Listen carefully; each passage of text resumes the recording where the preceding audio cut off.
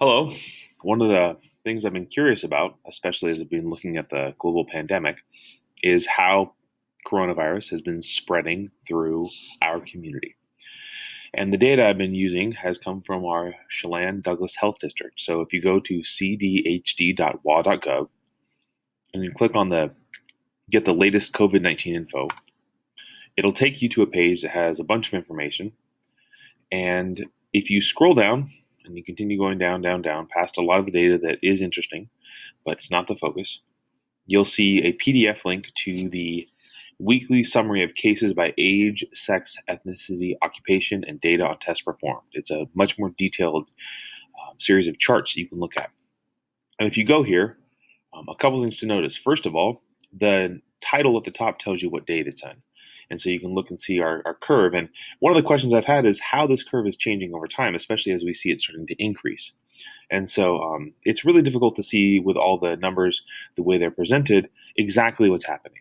And the way you can actually check these things out is the way I'm going to show you for comparing ethnicity. So one of the questions I've had has been how the disease has been spreading through both Hispanic and non-Hispanic people. And if you consider them to be separate cases, which they're not, but for the sake of arguments, for the sake of discussion you can compare these two groups to one another and see how their growth rates have changed. So I've downloaded that data and compiled it on this spreadsheet.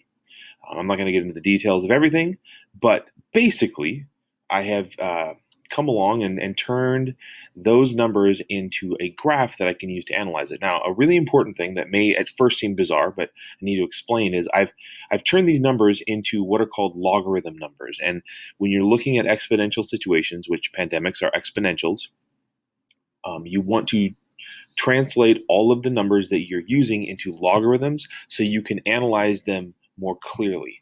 And when you plot those numbers out, so I've taken these last sets of updates from the 19th through the 24th week of the pandemic, which roughly corresponds to this is October and this is November. And I've plotted those out on these graphs. So I'm going to turn them all off real quick and then kind of walk you through them.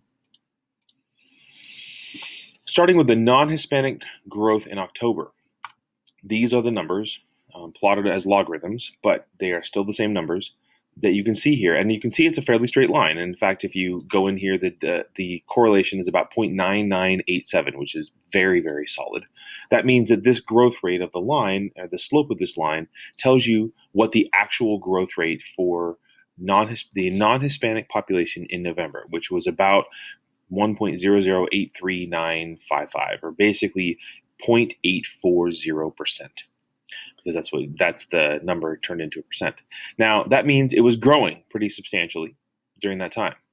If you want to look at the Hispanic growth rate, their numbers are higher, but their growth rate is actually quite a bit lower. It's about a third of the non-Hispanic growth rate. So they are much higher in number because they've been hit much harder than everybody else, but they're actually being more careful, more cautious, and safer in their behaviors, which is why their growth rates are slower. The real problems come when you look at November, and this is probably spurred on by Halloween and the parties that were around there. But I think it's also generally a lack of caution in the non-Hispanic population, basically the white people inside of Chelan and Douglas counties, that white people have been less careful. And it is obvious from the data that their growth rate is increasing. And 1.6% growth rate is very large. That may not seem like much to everyone, but this is on a daily basis. And so a daily growth rate of 1.6% will very quickly overtake our healthcare system. If you look at the Hispanic cases in November, they have also gone up, and you can look at the numbers and it's roughly double. This could also be due in part to the change in climate. Colder climates allow for water droplets to stay in the air and linger for longer, which allows for there to be greater community transmission.